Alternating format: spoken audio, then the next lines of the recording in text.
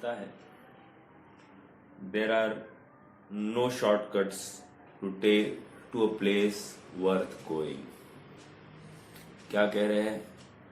There are no shortcuts to a place worth going. जहां जाना है उस अपने गंतव्य के जाने के लिए कोई भी शॉर्टकट नहीं होता। हाँ, इसका मतलब नहीं कोई दूसरा रास्ता होगा, छुपा रास्ता होगा, ऐसा नहीं। कह रहे कोई शॉर्टकट नहीं है, सबके लिए एक ही मार्ग है, इसी मार्ग से जाना है। वही तो बात अपने यहाँ पर भी कही है, जिन मार्ग में जिन वचन दो नहीं, मोक्ष मार्ग दो नहीं, मोक्ष मार्ग का निरूपण दो प्रकार से है। जो सत्यार्थ है सो परमार्थ मोक्ष मार्ग, और जो सत्यार्थ तो नहीं लेकिन सत्यार्थ का सहचारी है इसलिए उसको व्यवहार मोक्ष मार्ग का। समझ में आ रहा है क्या?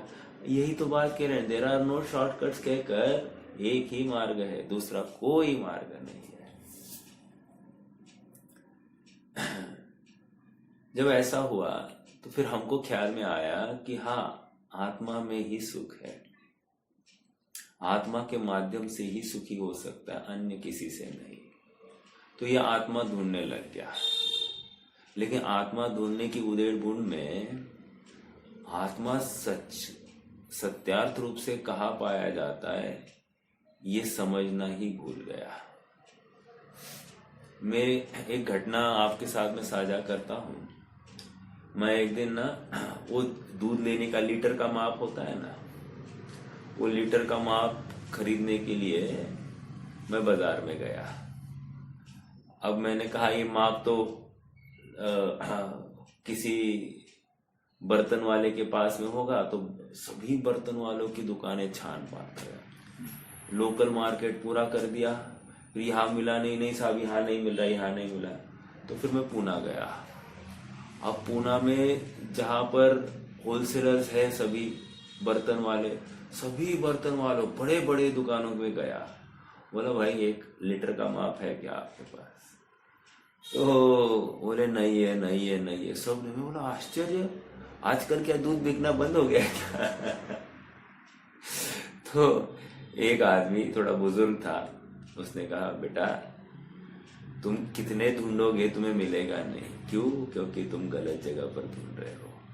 एक काम करा, मेजरमेंट और वेइंग स्केल्स जहां पर होती है वहां पर जाकर तुम्हें ये मिलेगा। मतलब जहां पर वेइंग स्केल्स होती है ना, वो अलग है बाजार उसका, तो वहीं पे तुमको मिलेगा, अन्य कहीं भी मिलेगा नहीं बाजार में। और जैसे ही मुझे उसने मार्ग बताया, मैं उस मार्ग से गया और दुकान पर पहुंचा। उसको बोला लीटर का माप, बोला ये लीटर का माप, ये सादा वाला इतने का, बड़ा अच्छा वाला इतने का। कितना सरल था। अपन सही जगह पर ढूंढे तो मिलने में देर नहीं लगती, और गलत जगह पर ढूंढे तो ढूंढ के परेशान हो, लेकिन आत्मा नहीं मिलेगा और ये थकेगा। और बोला, और हो सकता है कि कदाचित फिर वो ये सोचेगा कुछ तो गलत निर्णय पर पहुंचेगा या थक जाएगा, ये संभव ही नहीं, ऐसे कंक्लूजन पर आ जाएगा। कदाचित ऐसी ही बात अनेक जीवों की हो रही है। आत्मा को ढूंढने के नाम पर, आत्मा को पाने के नाम पर जहां पर प्रयास करना चाहिए वहां पर प्रयास नहीं हो रहा है, अन्य जगह पर प्रयास हो रहा है। और जब अन्य जगह पर प्रयास होगा, स्वभाव तो वस्तु तो प्राप्त नहीं होती है। समझ में आ रहा है? आइए, आज हमको एक गाथा आगे बढ़ना है। ज्ञान तत्व प्रज्ञापन के समापन की ये गाथाएं हैं। अब 91 नंबर की गाथा, 91 नंबर की गाथा चलेगी। किसी को पता है कितने प्रवचन हो गए आपने, कितने सेशंस हो गए हैं स्वाध्याय के, कितने दिन हो गए होंगे आपने? एक खंड हो गया है प्रवचन सार का, अभी होने को है। लगभग 3 महीने से ऊपर हो गए हैं, मोर देन 3 months, 3.5 महीने होते आ गए हैं। हम प्रवचन सार ग्रंथ की जो प्रारंभ से हमने चालू किया है उसको 3.5 महीने हो रहे हैं। ठीक है, देखो रिकॉर्डिंग ही 131 का है और नॉन रिकॉर्डेड 1-2 तो हो गए, तो मतलब 132 133 अपने प्रवचन हुए हैं। चलिए, गाथा 91। विगत गाथाओं में यह कहा गया था कि स्वपर का विवेक धारण करने वालों को मोहांकुर उत्पन्न नहीं होता। और स्वपर का विवेक कौन धारण करेगा?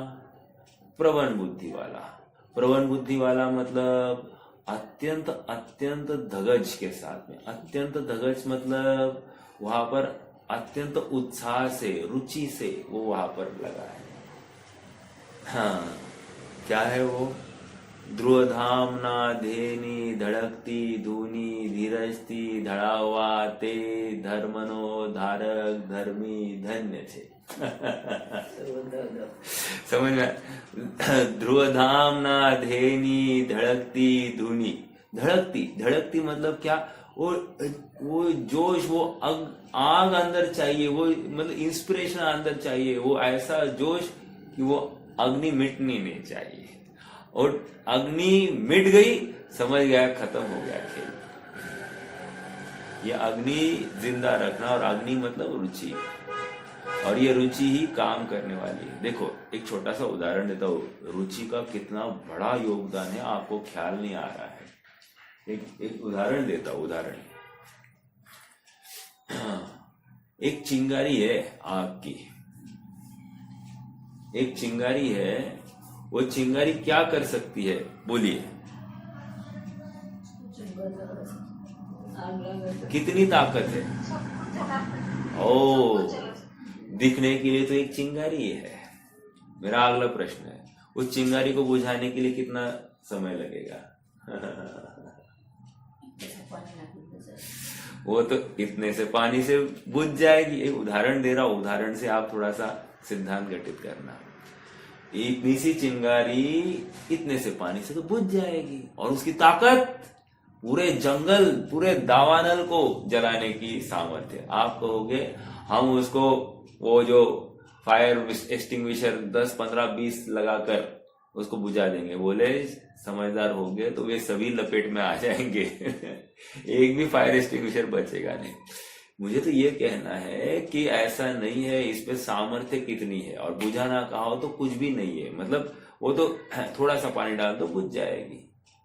वैसे ही ये रुचि जो है, ये रुचि तिनके से तिनका, तिनके से तिनका, तिनके से तिनका, वो आग जो बढ़ने वाली है वो तिनके से तिनका जो लगकर जुड़ जुड़कर ऐसी फैलने वाली है। बराबर उसी प्रकार ये रुचि है। प्रत्येक पर्याय में रुचि और थोड़ी सी बड़ी, और थोड़ी सी बड़ी, और थोड़ी सी बड़ी, और थोड़ी सी बड़ी, ऐसी बढ़ती बढ़ती इतना विशाल रूप धारण करेगी कि ये एक दिन केवल ज्ञान को ही प्रकट कर लेगी। समझ में आ रहा है क्या? वो दावानल है, वो दावानल है, सब कुछ अपने में समाये हुए है। जिस प्रकार दावानल सारे जंगल को अपने में समाये हुए है, उसी प्रकार ये केवल ज्ञान पूर्ण विश्व को अपने में समाये हुए है। इतना फैल गया है। और वो एकमात्र उस रुचि, वो जो पहले दिन जो रुचि हुई थी ना, उस रुचि के बल पर ये इतना विशाल केवल ज्ञान प्रकट हुआ है। साहब हमारी बहुत रुचि है। हम उस रुचि की नहीं बात कर रहे। अरे तुम्हारी धगस, तुम्हारी डेस्परेशन चाहिए। You should be desperate to achieve this. कुछ at any cost I want it, ऐसा जो कहता है उसी को ये मिलेगा। मिलने की संभावनाएं अधिक है। और सुनो, वो डेस्परेशन उत्तरोत्तर तीव्र होनी चाहिए, घटनी नहीं चाहिए। जिस दिन घट गया तो समझना अब नवीन डेस्परेशन उतनी ही सामर्थ्य की नहीं चाहिए, उससे अधिक अनुभाग की चाहिए, तब जाकर तुम और आगे जाओगे। जैसे एक एग्जांपल देता हूं, गाड़ी चल रही है, 80-90 के स्पीड से चल रही है, 90 के स्पीड से, 100 के स्पीड से चल रही है, बराबर। अब ब्रेक लगाया, गाड़ी 50 के स्पीड पे आ गई। अब फिर से आपको 100 के स्पीड पर जाना है, तो जो 100 के स्पीड पे जो ईंधन जल रहा था उससे अधिक, कितना ही अधिक ईंधन लगाकर आपको 100 की स्पीड पर पहुंचना होगा। बराबर है कि नहीं? उसी प्रकार ये अपनी रुचि, अपनी धगज अगर एक क्षण के लिए भी कम हो गई ना, तो अगले समय में फिर से उसी जाति की उससे ज्यादा नहीं, उसी जाति की डेस्परेशन करने के लिए भी मुझे अधिक रुचि वहां पर लगानी पड़ेगी, तब काम होगा। एक थोड़ा सा लॉजिकल में तर्क दे रहा हूं। इसका मतलब रुचि कितनी जरूरी है और कंटिन्यूअस रुचि कितनी जरूरी है। अगर थोड़ी सी भी अरुचि उत्पन्न हो गई तो उसका कितना, अरुचि नहीं है कदाचित मान लेते, लेकिन उपयोग से हट गई रुचि, अर्थात अन्य किसी विषय में अटक गया, हो सकता है कि नहीं? संसारी है, गृहस्थी के कार्य में कहीं भी अटक सकता है।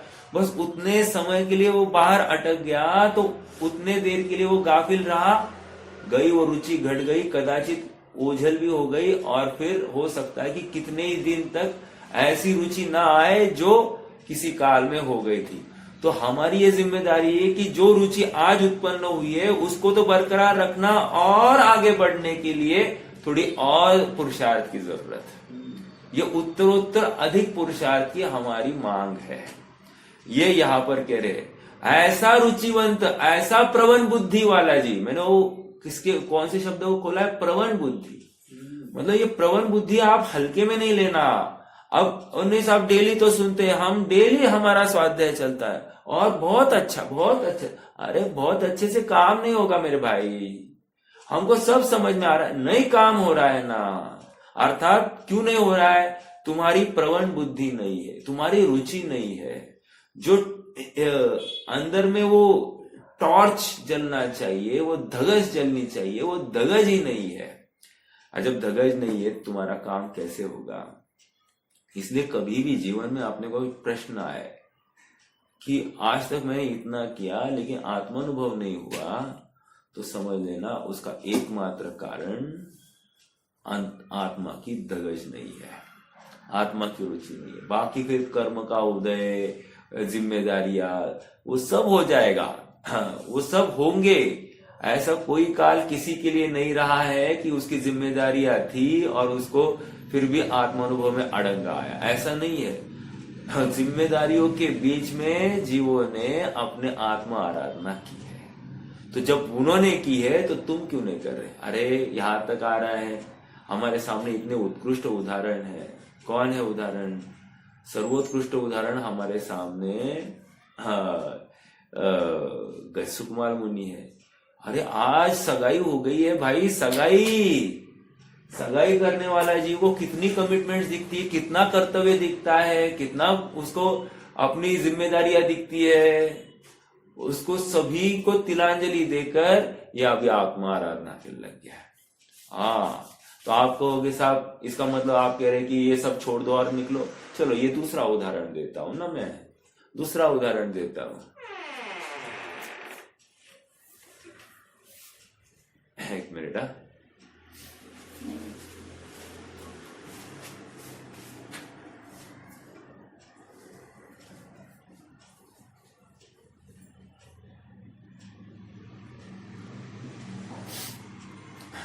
ठीक है, चलो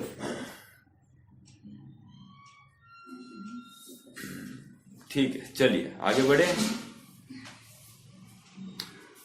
आइए गाथा भी पढ़ते हैं। अभी मैं दूसरा उदाहरण दे रहा था, मेरे ज्ञान से ओझल हो गया, श्रेयांश भैया आ गए तो कुछ मेरा उपयोग हट गया। चलिए क्या कह रहे हैं? विगत गाथा में यह कहा गया कि स्वपर का विवेक धारण करने वाले को मोहांकुर उत्पन्न नहीं होता, इसलिए हमें भेद विज्ञान पूर्वक स्वपर को जानने में पूरी शक्ति लगा देना चाहिए। अब इस गाथा में यह कहा जा रहा है कि जिस श्रमण को ऐसा भेद विज्ञान नहीं है वो श्रमण ही नहीं है, श्रवणाभास है। किसको खड़ा किया है? आप गंभीरता से इस गाथा को देखना, बहुत गंभीरता से देखना। हाँ, श्रमण होने वाला कितना रुचिवंत जीव लगता है आपको? एनीबडी, मैं आप सबको, अरे आपको, अभी मैं व्यापार धंधा सब छोड़ दिया हूँ, तो आपको मेरे जैसा जीव कितना रुचिवन दिखता है, लगता है कि नहीं समथिंग ग्रेट। अब ये तो आगे की स्टेप है। व्यापार धंधा छोड़कर गृहस्थी छोड़ दिए, ऐसा नग्नता को धारण किया हुआ जीव ये कितना रुचिवंत होगा, ऐसा आपका अनुमान है? अत्यंत अत्यंत रुचिवान होगा, राइट? अब कह रहे हैं ये ऐसा रुचिवंत जीव, इसके बारे में कथन कर रहे हैं। क्या कथन कर रहे हैं? कह रहे अब इस गाथा में यह कहा जा रहा है कि जिस श्रमण को ऐसा भेद विज्ञान नहीं, कौन सा भेद विज्ञान? वो पहले स्वपर का भेद विज्ञान, आत्मा की रुचि वाला भेद विज्ञान नहीं है, वह श्रमण ही नहीं है, श्रवणाभास है। नहीं है? अच्छा, एक मिनट, मुझे एक मैसेज डालने दीजिए।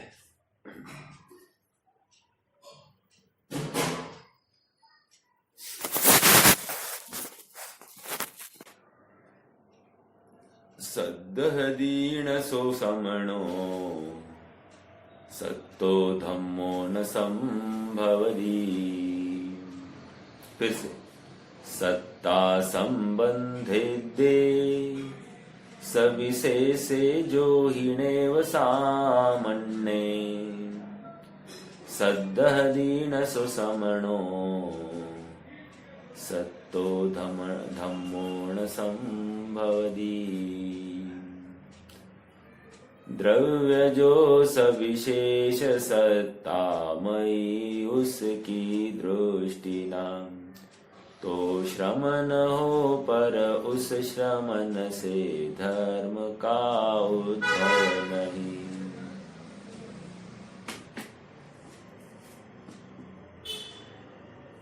क्या कह रहे हैं? देखो, जो जीव, जो देखो बीच में आया है, जो है ना, क्या कह रहे? सत्ता संबंधे दे, अर्थात सत्ता सहित सविशेष, अर्थात सत्ता सहित पदार्थों को सविशेषता से सविशेष ही नेव सामान्य, मतलब क्या? अर्थात सत्ता विशेष से पदार्थों की श्रद्धा नहीं कर रहा है। श्रद्धा कहाँ आया? सद्दहदी न, अगले लाइन में आया सद्दहदी न, उसको ऊपर लेना। तो क्या आया पूरा अर्थ? जो जीव सत्ता सहित विशेषता से पदार्थों की श्रद्धा नहीं करता। विशेषता ये शब्द क्यों आया, कोई बताएगा? विशेषता से पदार्थों की श्रद्धा नहीं करता, ऐसा क्यों आया? विशेषता से पदार्थों की श्रद्धा नहीं करता, ऐसा क्यों आया? कोई बताएगा? जगत चाहिए ना, तो फिर विशेषता से। अरे मेरे बाबा, गाथा। हाँ। कितने जन मेरे साथ में है?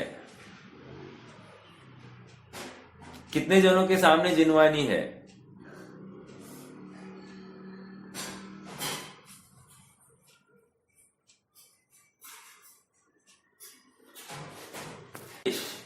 अर्थात सामान्य गुण सहित सभी है, लेकिन अपने विशेष गुण से अन्य से पृथक करना, और फिर किससे किससे? अपने और समान जाति द्रव्यों में अंतर करना, ठीक है, और अपने में और असमान जाति द्रव्यों में अंतर करना। ये बात आई थी कि नहीं? फिर वहां पर और विशेष रूप से कहा अपने से और अन्य जीवों से स्वयं को पृथक करना, अपने से धर्म अधर्म आकाश काल और पुद्गल से अपने को भिन्न करना। आया था कि नहीं आया था? उसी को स्वपर विवेक कह रहे थे।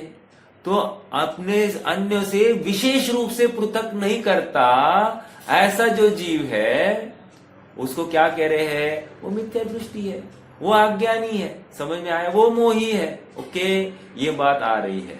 अब आप थोड़ा सा कोरिलेट कर रहे हैं कि नहीं? हाँ देखो, अब फिर से पढ़ता हूं मैं। जो जीव श्रवण अवस्था में, अब वो जीव कौन हो गया है? मान लो मुनिव्रत धार। अब मुनिव्रत धारण किया है, एक जीव है ऐसा, बहुत रुचिवंत है, सच्चे देव शास्त्र गुरु का श्रद्धान है। ओके, श्रद्धान मतलब रुचि है, उनको ही भजता पूछता है, अन्यों को नहीं है। हम भी लगभग उसी कैटेगरी में कदाचित होंगे। तो क्या कह रहे हैं? जो जीव श्रवण अवस्था में सत्ता सहित सविशेष पदार्थों की श्रद्धा नहीं करता, सविशेष पदार्थों की अर्थात मेरे जो विशेष गुण है, मेरे जो असाधारण गुण है, उनसे अन्यों के असाधारण गुणों के माध्यम से अन्यों को पृथक नहीं करता, वह श्रमण नहीं श्रवणाभास है। वह श्रमण नहीं है, उससे धर्म का उद्भव नहीं होता, अर्थात उसके धर्म नहीं होता, अर्थात उसका मोक्ष मार्ग नहीं है, अर्थात वो मोक्ष को प्राप्त नहीं होगा, अर्थात वो दुखी है, वो सुखी नहीं है। कितनी बड़ी बात लगाई है, कितनी कड़क गाथा है। कड़क कड़क बोलते हैं इसको। कड़क मतलब क्या? बहुत चुभने वाली है ये गाथा। अच्छा है कुंद स्वामी की ही इतनी ताकत है कि ये लिख सकते हैं। हम बोलने के लिए छोटा मुंह बड़ी बात हो जाती, लेकिन छोटा मुंह बड़ी बात नहीं, वस्तु स्वरूप जैसा है वो लिखा गया है। ना मेरी बात है ना अन्य की बात है, वस्तु स्वरूप ऐसा है। वस्तु स्वरूप को हमको स्वीकार नहीं हो रहा है, यह हमारी तकलीफ है, औरों की तकलीफ नहीं है। हम औरों को अपने हिसाब से क्यों मनवाना चाहे, यह अपनी प्रॉब्लम है, क्योंकि हमको ही अपनी प्रॉब्लम रिजॉल्व करनी, कोई और नहीं आकर रिजॉल्व कर सकता। समझ में आ रहा है? महावीर को भी, पुरुरवा को भी, या फिर मारीची को भी अपनी प्रॉब्लम स्वयं ही उसको सॉल्व करनी पड़ी ना। अन्य कोई आया क्या उसकी प्रॉब्लम सॉल्व करने के लिए? उसी प्रकार अपने को अपनी प्रॉब्लम अपने दम पर ही सॉल्व करनी पड़ेगी। अन्य अगर मेरी गलती है विचारधारा में, तो उस गलती को मुझे निकालना है, अन्य कोई निकालने में समर्थ नहीं। देखो फिर से मैं पढ़ू भाव। जो जीव श्रवण अवस्था में इन सत्ता सहित सविशेष पदार्थों की, सत्ता सहित मतलब गाथा में आया सत्ता संबंध दे, सविशेष से मतलब विशेष गुणों के माध्यम से, असाधारण गुणों के माध्यम से, क्या कहते हैं? पदार्थों की श्रद्धा नहीं करता। पदार्थों की श्रद्धा मतलब अरे अपने पदार्थ की श्रद्धा हो गई तो अन्य पदार्थ की भी श्रद्धा हुई कि नहीं हुई? मेरा प्रश्न है। मुझे मेरे घर संबंधी श्रद्धा हो गई, ये मेरा घर है, इसका मतलब अन्य के घर के बारे में श्रद्धा हुई कि नहीं हुई? बिना देखे भी हो सकती है क्या? अपने घर को 100% देख लिया तो अपने के बाहर सब पर हुआ कि नहीं? तो पर की भी श्रद्धा हुई कि नहीं? तो इसलिए यहां कह रहे विशेष पदार्थों की श्रद्धा नहीं करता, वह श्रमण नहीं है, उससे धर्म का उद्भव नहीं होता। इसलिए ये गाथा को देखकर दौलत राम जी ने कह दिया, मुनिव्रत धार अनंत बार ग्रहवक उपजायो, पै निज आत्म ज्ञान बिना निज सुख लेश न पायो। एक क्या आया जिनवाणी में? कितने बार मुनि हुआ? मुनि कितने बार हुआ है? कोई बता सकता है क्या? आधार कोई है क्या? उदाहरण क्या दिया?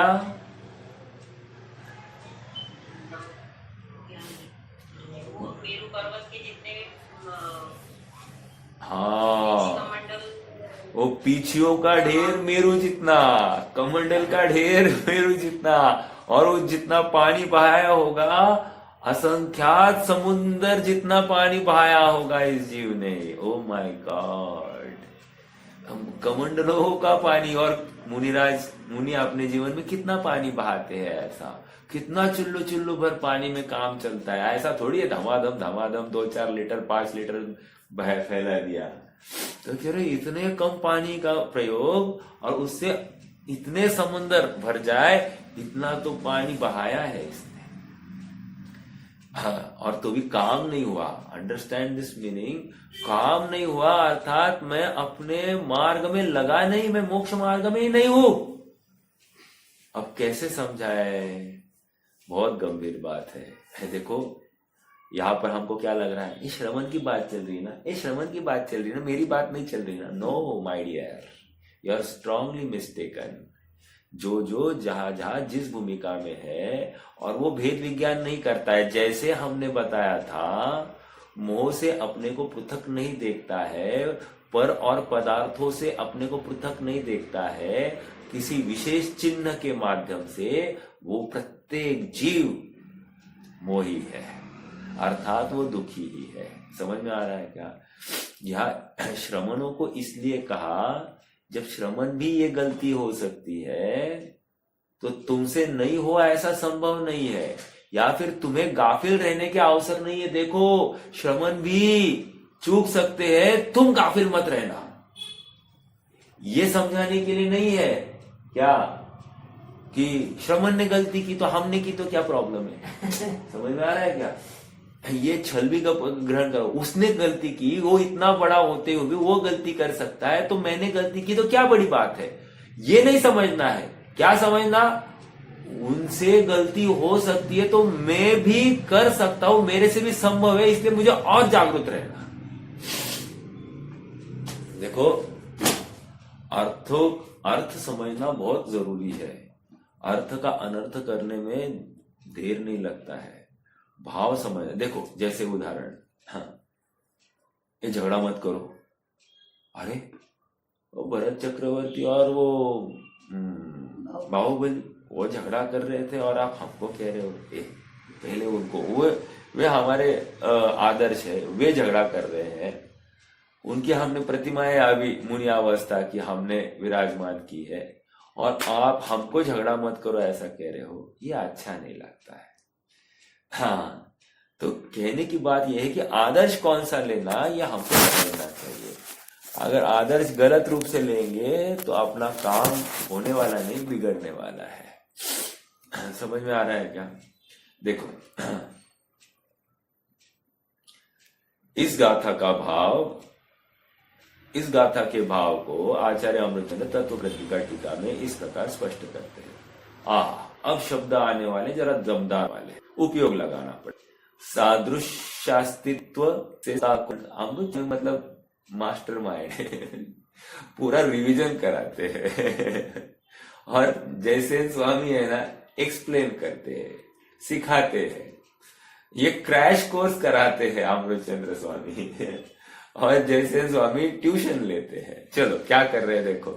सादृश्यास्तित्व से समानता को धारण करते हुए भी, स्वरूप अस्तित्व से विशेषता से युक्त द्रव्यों को स्वपर के भेद विज्ञान पूर्वक न जानता हुआ, न श्रद्धा करता हुआ, जो जीव मात्र श्रमणता अर्थात द्रव्य मुनित्व से आत्मा का दमन करता है। दमन का अर्थ आपने को पूछना है। काफी प्रश्न है यहाँ पर। दमन करता है, वह वास्तव में श्रमण नहीं, श्रमणाभास है। श्रमणाभास मैंने अपनी तरफ से मोह है, वो दुखी है, दुख है, दुख। क्या कह रहे हैं, थोड़ा सा अपन फिर से देखते हैं। वैसे आगे बढ़ने से पहले मैं पूछूं, सादृश अस्तित्व ये शब्द किसी को पहली बार सुनने में आया है क्या? स्वरूप अस्तित्व ये शब्द किसी ने पहली बार सुना है क्या? अच्छा, ये पूछता हूं, किसी ने पहले सुना है क्या, ये मुझे बताइए। कितने जन ऐसे कि जिन्होंने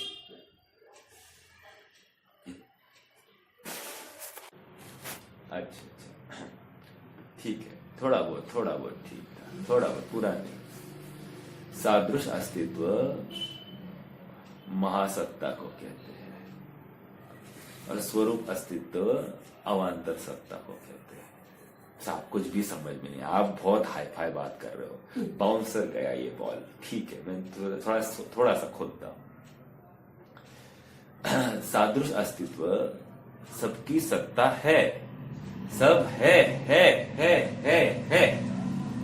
पुद्गल है, धर्म है, अधर्म है, आकाश है, काल है, जीव है, मैं हूं, सब है। अनादिकाल से है, आज भी है, भविष्य में भी रहेंगे। ये क्या है? सादृश अस्तित्व, जिसके माध्यम से सबको एक छत के नीचे लिया जा सकता है, वो सादृश अस्तित्व कहलाता है। अब मेरा अगला प्रश्न, महासत्ता क्या बड़ी? महासत्ता, महासत्ता, वेरी गुड, मैंने तो बताया ही था महासत्ता, अभी जस्ट बताया। अब स्वरूप अस्तित्व का, अब मैंने सादृश अस्तित्व बता दिया, अब थोड़ा प्रयास कीजिए स्वरूप अस्तित्व के लिए। अब थोड़ा सा उपयोग और प्रयास लगाओगे तो हो सकता है कदाचित आप कह पाओगे।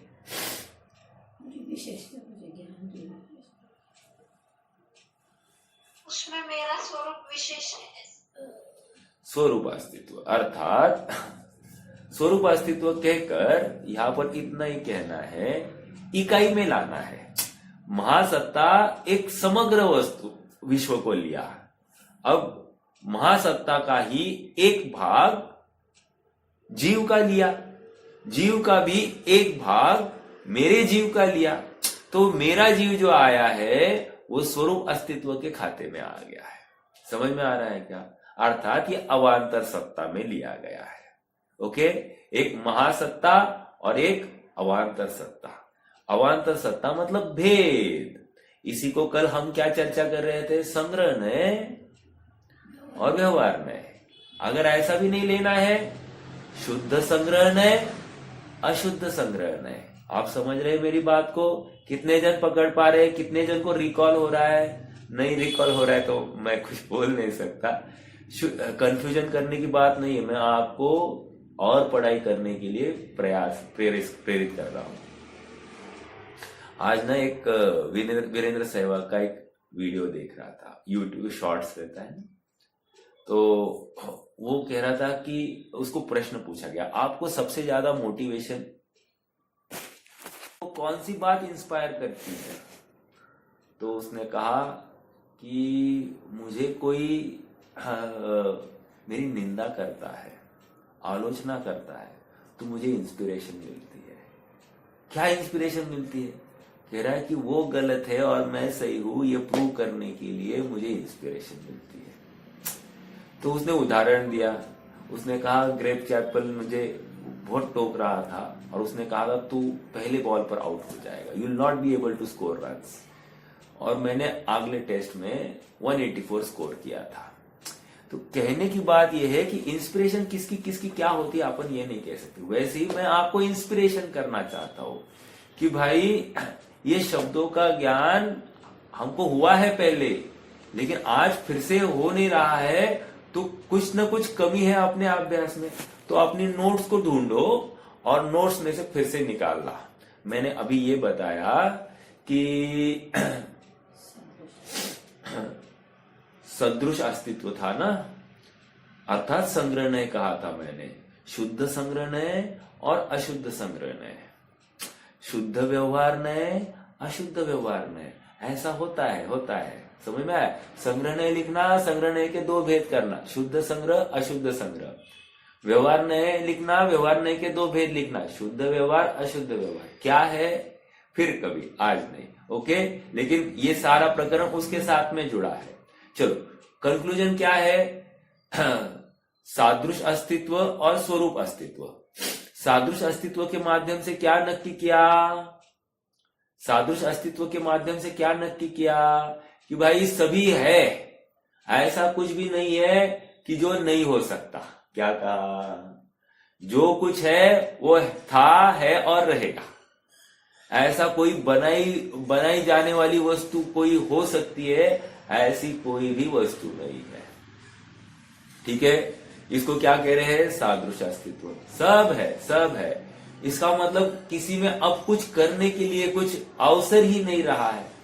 अब दूसरी बात, अब क्या कह रहे हैं? स्वरूप अस्तित्व। स्वरूप अस्तित्व कहकर यहां पर यह समझाना चाह रहे हैं, ओके, ऐसा होते हुए भी सबसे मैं भिन्न हूं, सबका अस्तित्व और मेरा अस्तित्व एक जैसा नहीं है। और एक बात है थोड़ा सा महत्वपूर्ण, देखो अन्यमति भी अद्वैत ब्रह्म वाले विशेष रूप से, वे भी अस्तित्व सबका मान रहे हैं, लेकिन सबका अस्तित्व एक के आश्रित ही मान रहे हैं, आप समझ रहे होंगे। लेकिन यहां पर हमारा अस्तित्व समानता देखते हुए भी सबका अस्तित्व अपने अपने से है, न्यारा न्यारा है, जुदा जुदा है। कितने जन पकड़ पा रहे मेरी बात को? सभी द्रव्यों का अस्तित्व एक होने पर भी वे स्वरूप अस्तित्व के अंतर्गत हम ले रहे हैं, ऐसा होते हुए भी सबका अस्तित्व न्यारा न्यारा है, जुदा जुदा है। ओके, अद्वैत ब्रह्म वाले क्या मान रहे हैं? सब उसी के अंश, एक अद्वैत ब्रह्म और ये सभी जीव उसके अंश, बराबर है कि नहीं? ऐसा मान रहा है, तो हमारा अस्तित्व उसके आश्रित है। लेकिन यहां पर ऐसा नहीं है, अस्तित्व सबका अपना अपना न्यारा न्यारा है। आइए स्वरूप अस्तित्व कह रहे हैं। स्वरूप अस्तित्व कहकर क्या किया है आचार्य देव ने? आचार्य देव ने और कुछ नहीं किया, उन्होंने पर से भिन्न और अपने से अभिन्न स्थापित कर दिया है। अर्थात उन्होंने स्वयं को पर से भिन्न स्थापित कर दिया, तभी तो जाकर स्वरूप अस्तित्व में आएंगे। मतलब पहली बात तो कहा रखा, उपयोग में लाया पूरा विश्व, और पूरे विश्व से हटाते हटाते हटाते हटाते कहां तक लाया? मेरी अपनी सत्ता तक लाया। समझ में आया? और मेरी अपनी सत्ता मतलब इसी को कह रहे स्वरूप अस्तित्व। और मेरा स्वरूप के अस्तित्व के लिए मुझे अन्य किसी की आवश्यकता नहीं, मेरे स्वरूप के अस्तित्व के लिए किसी अन्य की आवश्यकता नहीं। मतलब मुझे ज्ञान करने के लिए किसी वस्तु, किसी का पदार्थ, किसी का उपदेश, किसी की वाणी, इसकी जरूरत नहीं है। मुझे ज्ञान करने के लिए मेरे आश्रय की जरूरत है। समझ में आ रहा है क्या? एक, मुझे सुखी होने के लिए किसी पर पदार्थ की आवश्यकता नहीं है। मुझे सुखी होने के लिए एकमात्र मेरे चैतन्य, मेरे सुख स्वभाव का आश्रय, इतनी ही जरूरत है। समझ में आ रहा है क्या? तो ये क्या हो गया? ये स्वरूप अस्तित्व का भान कराया। अब यहां पर कह रहे जिसने, अब आइए, अब थोड़ा सा फिर से आ जाइए, यहां पर क्या कह रहे हैं? जिसने सादृश अस्तित्व से समानता को धारण करते हुए भी, क्या कौन कौन समानता धारण कर रहा है? समस्त द्रव्य, इस विश्व के समस्त द्रव्य राशि क्या कर रहे हैं? समानता, सभी एक है, सभी समान है, सभी है। ऐसा होते हुए भी स्वरूप अस्तित्व से विशेषता से युक्त द्रव्यों को, अर्थात प्रत्येक द्रव्य की स्वरूप अलग अलग है। क्या क्या अलग है? कह रहे पुद्गल द्रव्य स्पर्श रस गंध वर्ण वाला, धर्म द्रव्य गति हेतुत्व वाला, अधर्म द्रव्य स्थिति हेतुत्व वाला, आकाश द्रव्य अवगान हेतुत्व वाला, काल द्रव्य परिणमन हेतुत्व वाला। ऐसी सबकी स्वरूप अस्तित्व भिन्न भिन्न है। ओके, ये आ गया। अब मैंने तो एक कदम आगे बढ़ के बात की थी, मेरा स्वरूप अस्तित्व और सबसे भिन्न है, ऐसा भी मैं कह रहा था, जो कि करना ही पड़ेगा आपने को। तो इन्होंने क्या किया? विशेषता से युक्त द्रव्यों को स्वपर के भेद विज्ञान पूर्वक न जानता हो, सभी वस्तुओं को अलग अलग करके, अब इन जो प्राप्त द्रव्य है उनमें भी अपने को सबसे पृथक करके जो जानता नहीं है वो क्या है? अभी देखो कितनी बड़ी डांट लगाई है। जानता न जानता हुआ, न श्रद्धा करता हुआ जो जीव मात्र श्रमणता, अर्थात भावावेग में आकर जिसने कपड़े उतार दिए हैं, बाहर के स्त्री पुत्र आदि परिग्रह का त्याग कर दिया है और नग्नता अर्थात द्रव्य लिंगत्व धारण किया है, ऐसा जो श्रमण है, जो आत्मा का दमन करता है। क्या कर रहा है? आत्मा का दमन। दमन मतलब क्या? संयम, मौन वचन कायम। आंख बंद करके देख रहे थे क्या? दबाना। हाँ, आत्मा का दमन मतलब इन शॉर्ट यहाँ पर जलाया गया है आत्मा को। ये थोड़ा सा कठोर शब्द यूज किया। दबाना शब्दशः सही है, हाँ, इंद्रियों का दमन, इच्छाओं का दमन ऐसा आता है। यहाँ पर आत्मा का ही दमन किया। आत्मा का दमन किया मतलब आत्मा का ही नाश कर दिया इसने, ओझल कर दिया ना, वर्तमान पर्याय बर्बाद कर दी ना, इसको दमन कह रहे हैं। मेरे वर्तमान पर्याय का उपयोग नहीं हुआ, कोई उपलब्धि नहीं हुई, तो कह रहे आत्मा का दमन कर दिया तुमने, नाश कर दिया अपने आत्मा को, बर्बाद कर दिया। तो इतनी कठोर बात किसको कह रहे हैं? श्रमण को कह रहे हैं। श्रमण को कह रहे, तो इसको हमको नहीं कहा क्या? अरे हमको भी तो कह दिया ना। जो नहीं कर रहा है ऐसा प्रयास, जब नहीं कर रहा है ये प्रयास, तो कह रहे तुम आत्मा का दमन कर रहे हो। इसका मतलब क्या करना? दिन भर 24 घंटे आत्मा में निरंतर हमारी जाप चलनी चाहिए, आत्मा के बारे में ही चिंतन होना चाहिए। ये समझ में आ रहा है क्या? अब ये बात सुन के किसी को खेद हो गया तो समझ लेना उसने भाव को नहीं पकड़ा है। क्यों नहीं भाव पकड़ा है?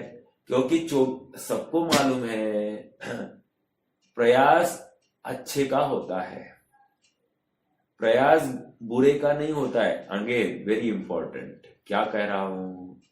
अच्छे के लिए प्रयास करना पड़ता है, अच्छा बनने के लिए प्रयास करना पड़ता है, बुरा बनने के लिए कोई प्रयास नहीं करना पड़ता। ये फटाफट बुराई आ जाती। देखो किसी को डांटना है, कितना देर लगता है? एक झटके में बोल दो और खत्म कर दो।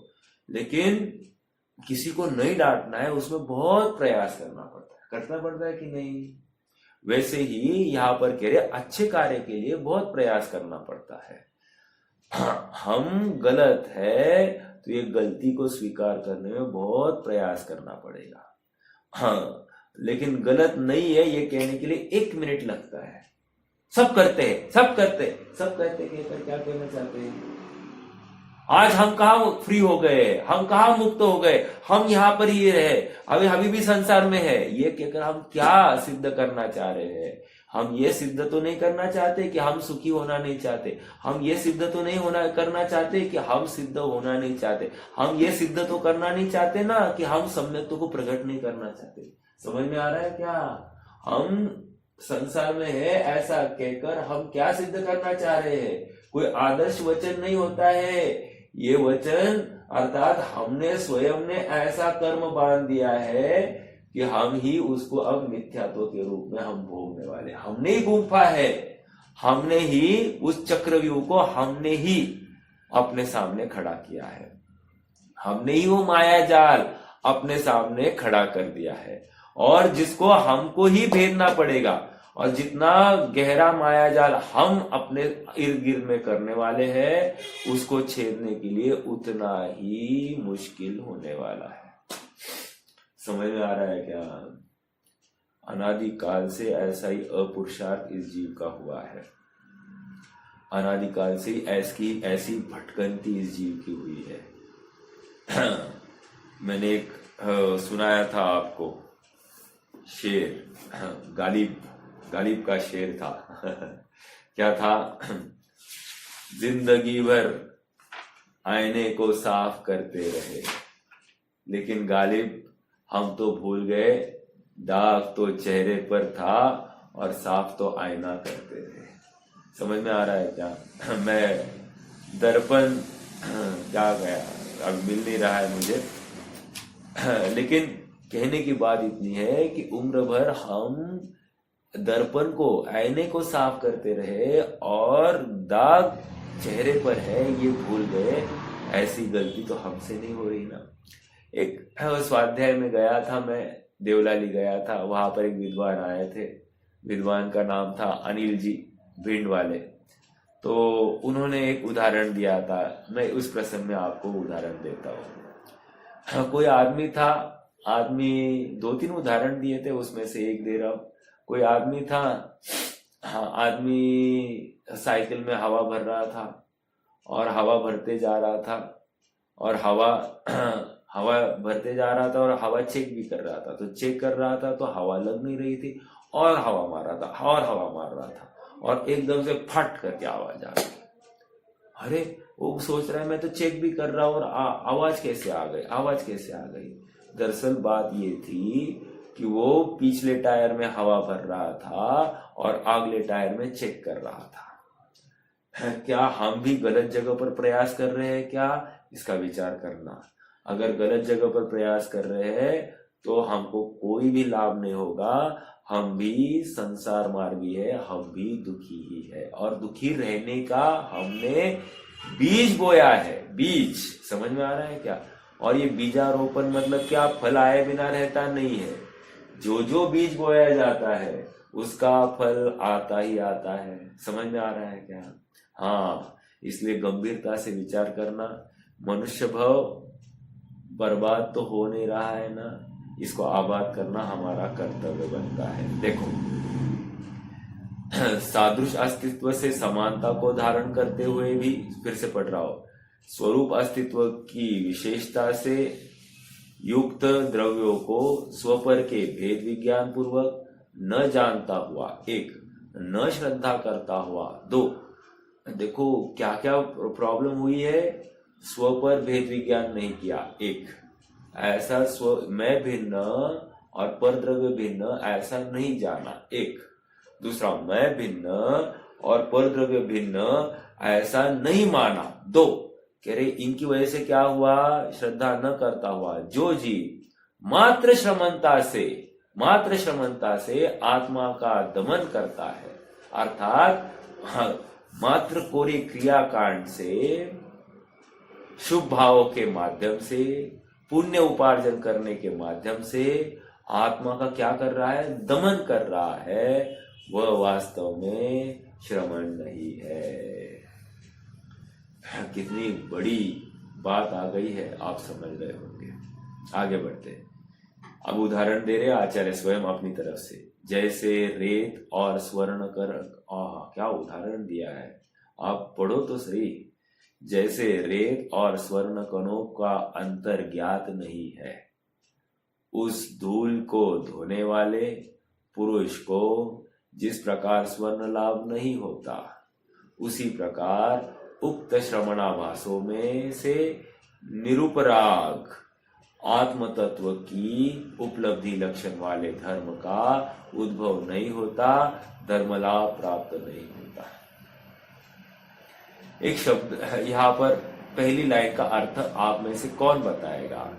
जिसे रेत और स्वर्ण कणों का अंतर ज्ञात नहीं है, ऐसे धूल को धोने वाले पुरुष को जिस प्रकार स्वर्ण लाभ नहीं होता। ये किसकी बात चल रही, कहाँ होता होगा ऐसा पुरुष, कोई बता सकता है मुझे।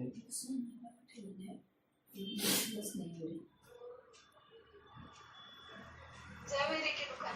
हाँ, अब ये आपको इसके लिए पूर्व के जवेरियों की दुकान में जाना पड़ेगा, आज के जवेरी के दुकान में नहीं जाना पड़ेगा। फिर भी आज भी किसी के यहाँ हो तो मैं विरोध नहीं करता हूं, मेरा ज्यादा जाना हुआ नहीं। क्या कह रहे, सुनार के यहाँ पर झाड़ू जब लगाते हैं ना, तो जो झाड़ू लगाता है ना वो बाहर की तरफ से, अर्थात दरवाजे की तरफ से झाड़ू लगाता लगाता अंदर की तरफ ले जाता है। हम यूजुअली क्या करते, घर के अंदर से झाड़ू लगाते लगाते बाहर की तरफ आते हैं और वो बाहर की तरफ से अंदर की तरफ बढ़ता है। ऐसा क्यों, सब वहां पर सोना है और धूल निकालना ये प्रयोजन है। अब जिसे ये पता ही नहीं है मैं ये क्यों कर रहा हूं, तो वो क्या करने वाला है, सारे स्वर्ण को गंवाने वाला है। बराबर है कि नहीं। तो अब पढ़िए, जिसे रेत और स्वर्ण कणों का अंतर ज्ञात नहीं है, उसको लग रहा है मैं झाड़ू मार रहा हूं, तो झाड़ू मारने वाला कैसा 4-6 मारेगा, बराबर। लेकिन जिसको ये ज्ञात है कि मैं झाड़ू जो लगा रहा हूं इसमें से, ये बुहारी जो दे रहा हूं इसमें से मैं सोने को इकट्ठा करने वाला हूं, अब वो कितना सावधान होकर करेगा। समझ में आ रहा है क्या, सावधानी बोल रहा हूं। जिसे रेत और स्वर्ण कणों का अंतर ज्ञात नहीं है, ऐसे धूल को धोने वाले पुरुष को जिस प्रकार स्वर्ण लाभ नहीं होता, स्वर्ण लाभ नहीं हो रहा है। क्यों नहीं हुआ? ये उसने अविवेक से किया, उसने भेद विज्ञान रहित होकर किया। अब ये उदाहरण यहां पर दिया है, ये उदाहरण से अभी सिद्धांत क्या घटित करना है, कोई बताएगा मुझे? ये उदाहरण जो दिया है, इसे सिद्धांत क्या घटित करना है? अविवेक से उसने बिना ध्यान दिए उसने झाड़ू लगाया, तो क्या हो गया? उसको सोना नहीं मिला। अब ये हो गया दृष्टांत। अब आप मुझे बताओ यहां से सिद्धांत क्या घटित करना है? वो नीचे दिया है, वो पढ़ के कुछ लाभ नहीं होगा, वो आंसर है ही नहीं।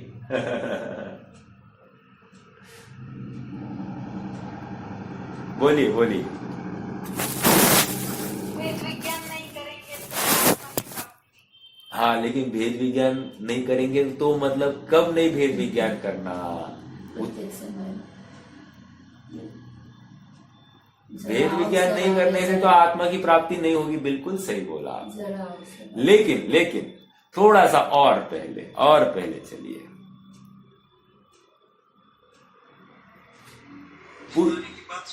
हाँ, जिनवानी की बात सुनकर मात्र भेद विज्ञान की बात नहीं चल रही। अरे कोई मेरा घर भिन्न है, शरीर ये दूसरे का घर भिन्न है, ये भेद विज्ञान हो गया। मैं भिन्न हूं, मेरी पत्नी भिन्न है, हो गया भेद विज्ञान।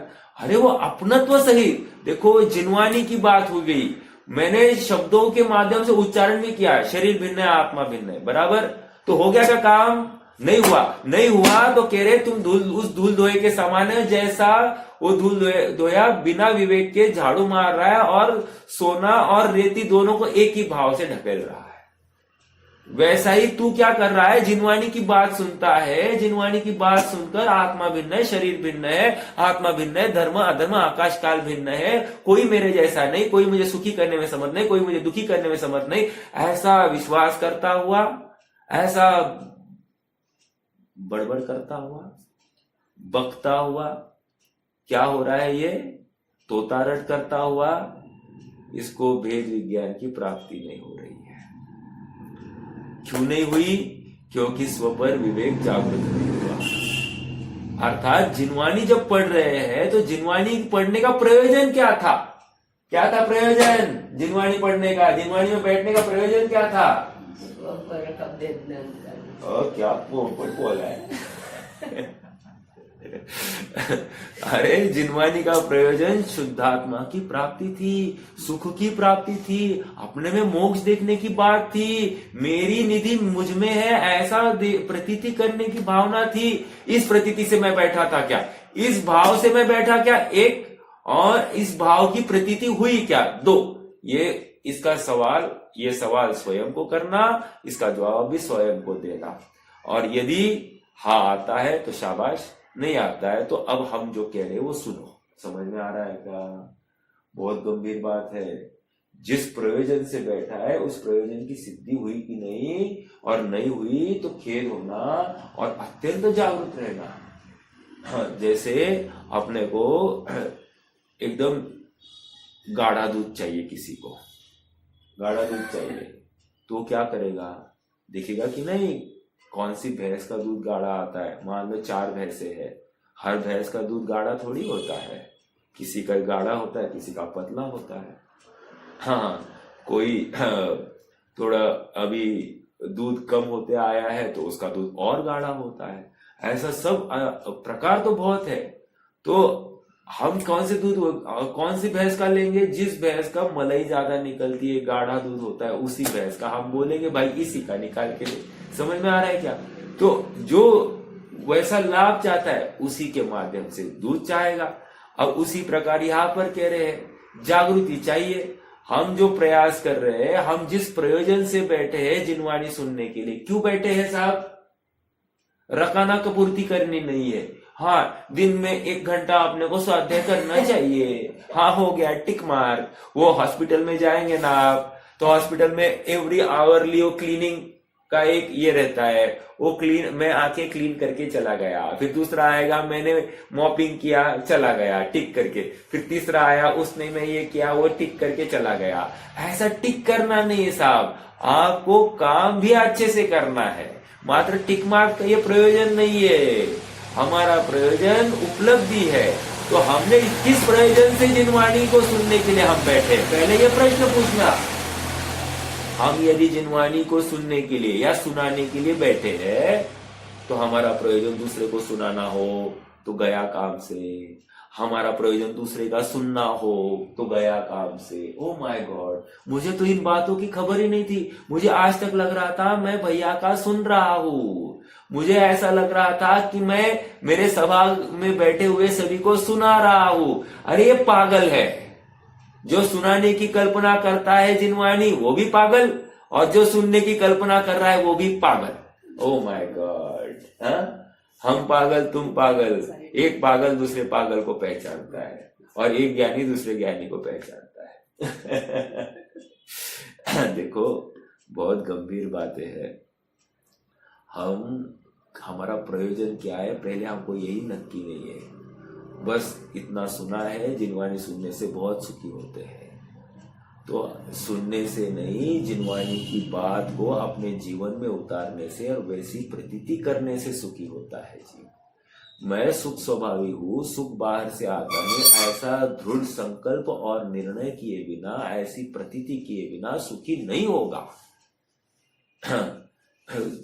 किस प्रयोजन से बैठा है वो सुनते हुए भी मैं जान रहा हूं और ऐसा ही विश्वास स्वयं में प्रकट हो रहा है, ऐसे भेद विज्ञान करने वाले को प्राप्ति हो सकता वक्ता अज्ञानी रहे, लेकिन इन वचनों को सुनने वाला यथार्थ अभिप्राय से ग्रहण करे तो वो ज्ञानी हो सकता है। ओ माय गॉड, ये समझ में आ रहा है क्या? वक्ता अज्ञानी और सुनने वाला ज्ञानी, ऐसा हो सकता है? बिल्कुल हो सकता है। हो सकता है ऐसा वक्ता ज्ञानी और सुनने वाला अज्ञानी ही रहे, ऐसा भी हो सकता है। ऐसा भी हो सकता है वक्ता अज्ञानी और श्रोता भी अज्ञानी हो सकता है, और ऐसा भी हो सकता है वक्ता ज्ञानी श्रोता भी ज्ञानी, ऐसा भी हो सकता है। ये उदाहरण कहाँ का है किसी को पता है? मैंने ये चार जो बातें कही ये कहाँ से कही है, किसी को ज्ञात है?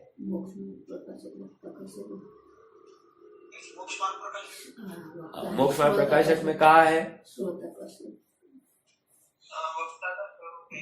नहीं नहीं नहीं, हाँ वक्ता का स्वरूप नहीं है ये जो है बनारसी दास जी की परमार्थ वचनिका, नहीं तो उपादान निमित्त चिट्ठी, इसमें है वो अंतिम 340 या 355 पेज के आसपास उपादान निमित्त चिट्ठी का या परमार्थ वचनिका का अंतिम अंश है। ये चार बातें कहे हैं।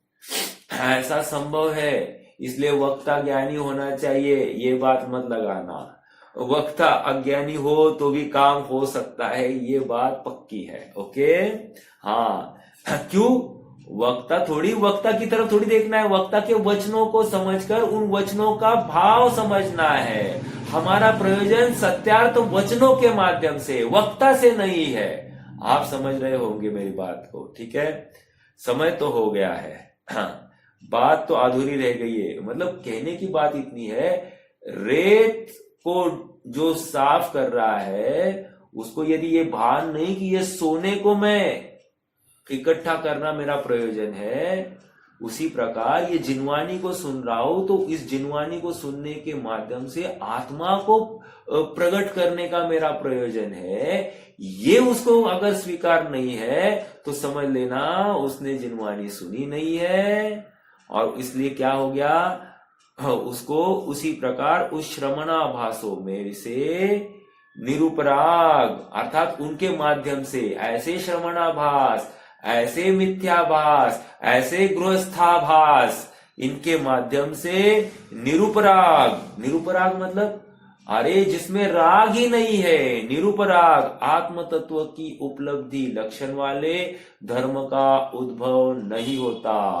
अर्थात राग रहित जो धर्म होता है, निराकुलता को लिए जो धर्म होता है, ऐसा वो 3 काल में इस परिणाम से कर नहीं सकता। भले ही जिनवाणी के सामने आया, जिनवाणी को समझ रहा है, वो जैसे धूल धोया उस धूल में से स्वर्ण कणों को इकट्ठा भी कर रहा है, लेकिन पता ही नहीं ना इसको सोना निकालना है बाहर, उसी प्रकार धूल मतलब ये जिनवानी पुद्गल है, और ये पुद्गल जिनवानी के माध्यम से अपना सारभूत सोना अर्थात वो आत्मा निकालना है। ऐसा भिन्न करने का प्रयास करना पड़ेगा, नहीं तो चला जाएगा। अभी सोना भी कितना महंगा हो गया है, आत्मा कितना महंगा होगा, आप विचार करना।